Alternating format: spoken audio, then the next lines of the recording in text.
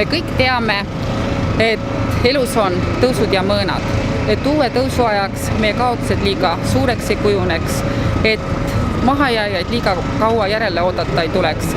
Sellepärast on vaja tänaste otsuste tegemisel lähtuda eelkõige inimesest. Me peame linna jõuvarusid jagama nii, et kaitstud saaksid ka kõige haavatavamad, see tähendab siis lapsed ja eakad. Pean väga oluliseks, et iga laps saaks osaleda huvihariduses, et lapsed saaksid korraliku alushariduse, põhihariduse ja et vanemate rahakott ei oleks takistuseks laste jätkamisel gümnaasiumiõppes või kutsehariduses. Ja loomulikult peame tagama selle, et andekamad meist jõuaksid kõrgkooli. Pensionärid otsustavad valimise. Kas pensionärid ka teie huvid saavad kaitstud?